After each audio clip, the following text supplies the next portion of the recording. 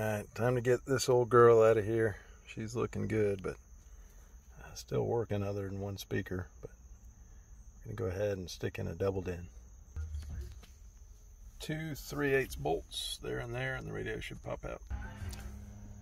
4 screws got to come out to go ahead and remove the AC controls.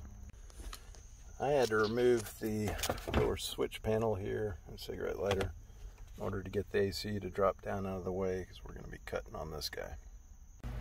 So installing a Sony XAV AX5000. You can see it's basically a single DIN, but the screen extends down. Did not require nearly as much trimming as on some other radios that may be a full true double DIN. So that's where I had to trim, and then from there I just trimmed the brackets up a little bit. So pretty easy. Using these guys to connect the radio up. Gold-plated butt plates. Get all the speakers wired up, power and ground and everything else. So there's a hole right back down in there. Taped all my amp wires, remote wires, backup camera wires, everything. Just a rod.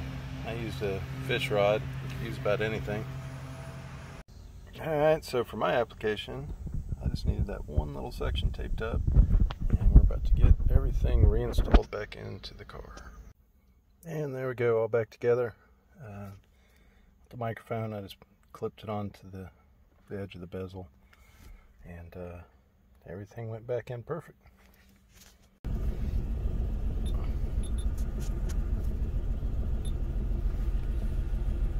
Here it is working.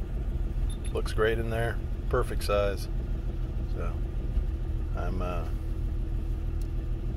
pretty excited to finally have that, and a little bit of bump in the trunk and all new speakers. So we went with the focals.